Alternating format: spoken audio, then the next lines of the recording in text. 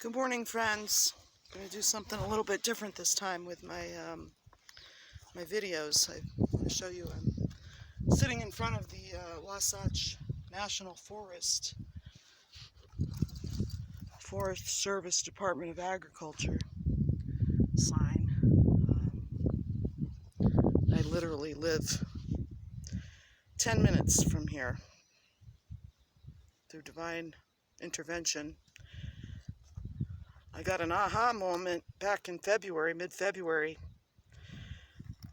exactly 1 year from the state of Connecticut and Torrington's relentless illegal retaliation campaign that they've been on since 2003, because I'm a bona fide and notorious government corruption whistleblower. And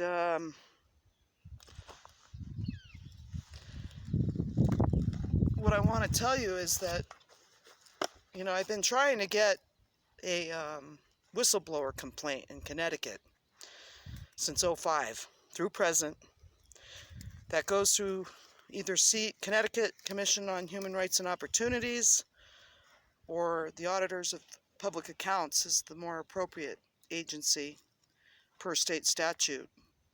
And it's supposed to be looked into by the whistleblower unit of the Connecticut Attorney General. Since '05 through present, after having filed my official CHRO whistleblower complaint, and dozens of Connecticut Auditors of Public Accounts, which, by the way, that's a legislative branch, the auditors. The auditors don't even have licenses as accountants in the state of Connecticut, but they do have quite a resume of political activism serving on the legislature, as does the current Connecticut Supreme Court Justice Andrew McDonald and other parties to this whistleblower complaint. Now, I can't get a Connecticut whistleblower complaint or a criminal investigation either through the Connecticut Chief State's Attorneys or any of the other various city, state, and federal law enforcement agencies I've contacted hundreds, if not thousands of times through the years. Can't get any of my legislatures at city, state, or federal level.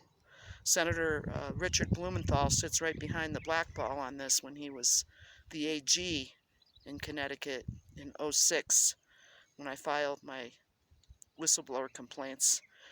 And he's been blackballing me ever since. Him and Senator Chris Murphy, that goes to Washington, Johanna Hayes in Washington. In Connecticut, you have State Rep Michelle, I call her Crook, Hilda Santiago, Jay Case.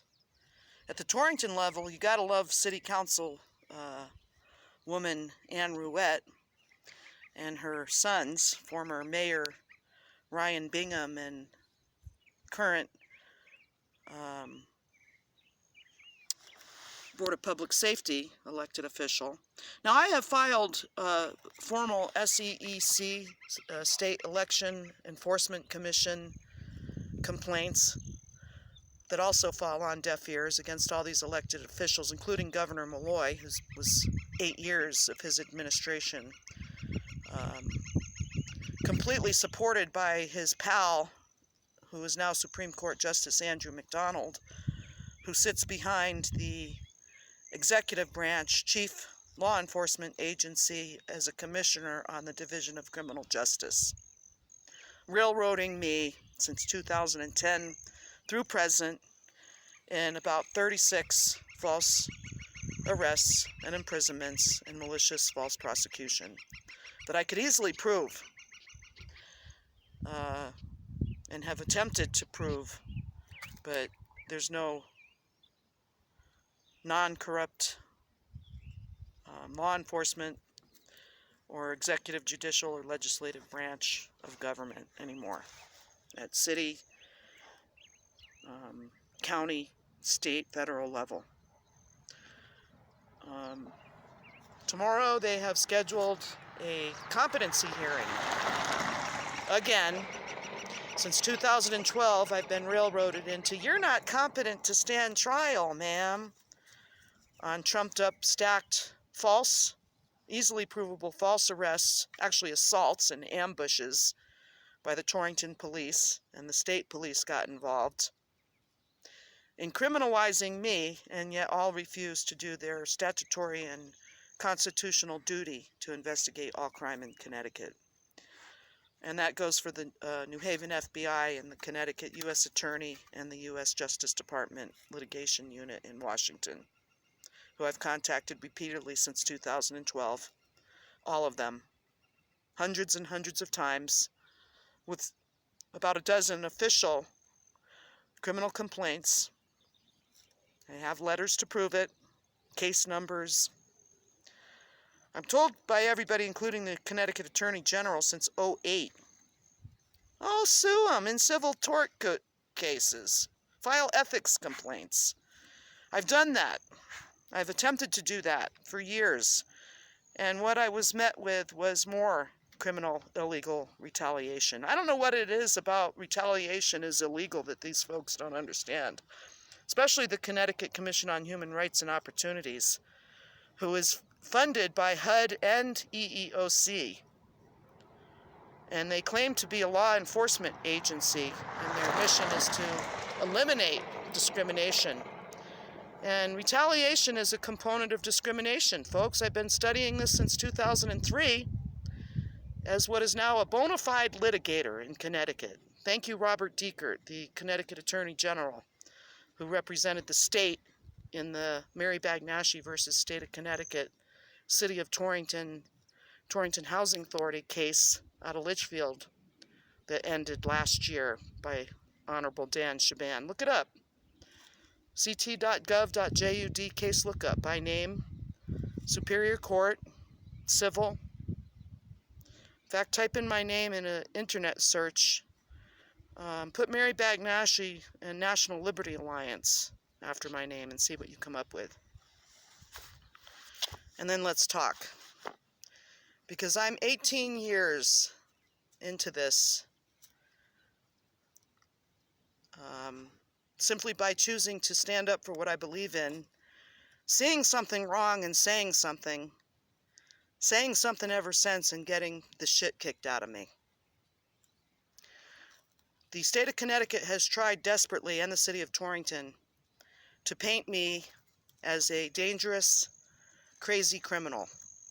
They were looking to try to probate me permanently as a ward of the state. They were doing everything they could desperately to make that happen. And I keep on telling everybody, in thousands of documented writings published, God's got a better idea. Not so wise guys.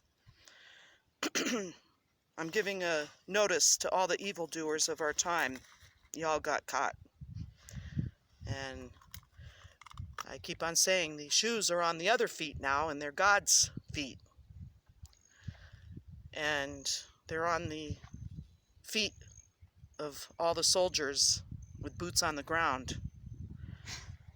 God's soldiers in this war against good versus evil.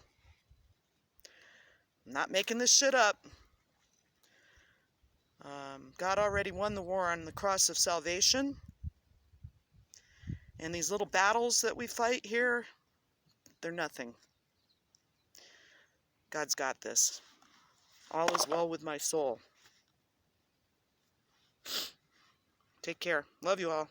God bless America. Been coming to National Forest since I was born. Well, at least since I can remember, back in El Paso, Texas, going up to New Mexico, Carlsbad Cavern. Carlsbad Caverns is one national park. I've been to almost every national park in the nation. That might be a little bit of a stretch, but my family, my mom and dad took us all over the country in '68 and '69, and we're frequent flyers as far as national parks go. So, love you all.